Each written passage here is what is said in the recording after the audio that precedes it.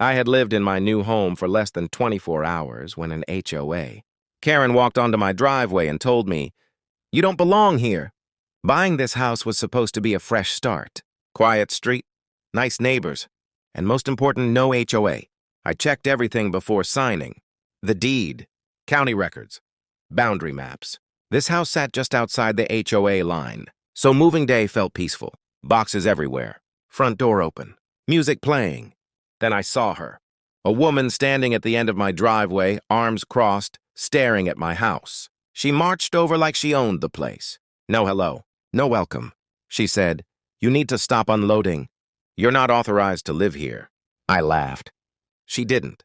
She introduced herself as the HOA president and told me this house was part of their community. I said calmly, "I don't belong to your HOA." Her smile vanished. She stepped closer and said, "Oh, yes, you do." That's when I knew this wasn't a misunderstanding. She started pointing at my house like it was evidence. She said the previous owner always followed HOA rules.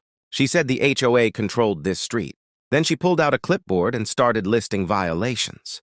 Wrong parking, wrong trash cans, unauthorized move-in. I asked her one simple question. "Can you show me where this house is listed in your HOA documents?" She ignored it. Instead, she said, "If you don't leave today, the HOA will take action." I asked, "What kind of action?"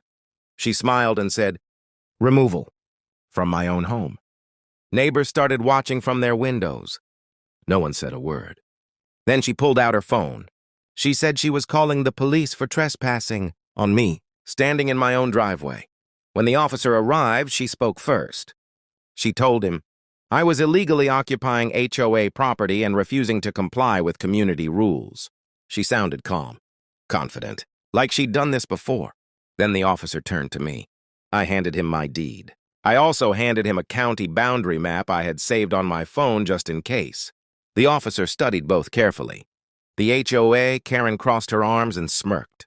She said, "That map is outdated." The officer didn't respond. He asked her for her HOA documents. She hesitated, then handed him a printed HOA map. That's when everything changed. The officer compared both maps side by side. Then he looked up and asked her, "Ma'am, do you have anything official showing this property is HOA land?" She said the HOA had always enforced rules here. The officer shook his head. He pointed to my deed and said, "This property is clearly outside HOA boundaries." Her face went pale. She started arguing, said the HOA planned to absorb this house later. The officer stopped her immediately. He told her she had no authority over my property.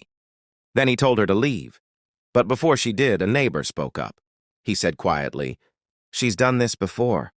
That's when I realized this wasn't about rules. It was about control. After she left, two neighbors came over. They told me the truth. The HOA president had been intimidating people for years, threatening fines, calling police, scaring new homeowners.